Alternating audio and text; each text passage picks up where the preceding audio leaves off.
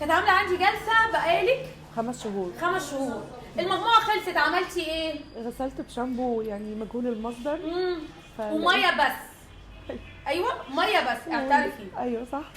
وشعري ابتدى يقع ربع الكميه الاولانيه اللي قبل ما اجيلك خالص. وبعد كده ابتديت بقى ان انا اجري بقى انا بشكر المجموعه، بشكر الشامبو اللي انت حطيتيه وحش عشان يجيبك تاني. بالظبط. يا فندم ازاي المفروض قلتي لي شهر ونص وتابعي تعالي اشوفك، مش شرط انك تعملي. طب ليه قعدتي 5 شهور؟ عشان شعري كان حلو. اوكي. ما كانش محتاج. وبعدين مشكلتك الشامبو بيخلص بسرعه. معلش طب هعمل لكم شامبو. شامبو. اعملي بقى كده. يعني انا من الصعيد هاجي ازاي؟ اجي واصله من هنا، واصله من هنا للصعيد. طب شحن طيب. عيني.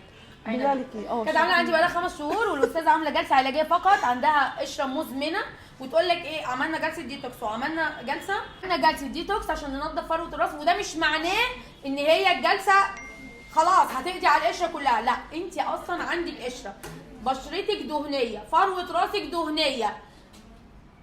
بصوا القشره طالعه لفوق ازاي، انا سايباها لكم، شايفينها؟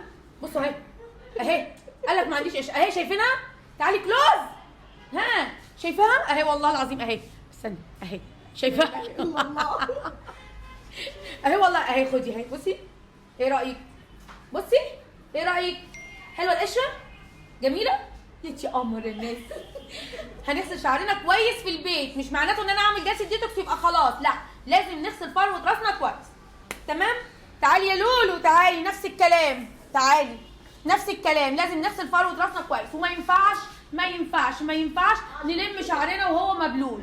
يعني ايه؟ يعني شعرنا وهو مبلول لو اتلم يعمل ريحه وحشه وعفونه في الشعر. عامله بقالك قد ايه؟ 7 شهور. 7 شهور؟ انتي على الكميله يا الناس.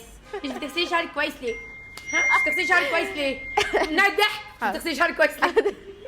امنعي الضحك. بتغسلي شعرك كويس ليه؟ بكسل.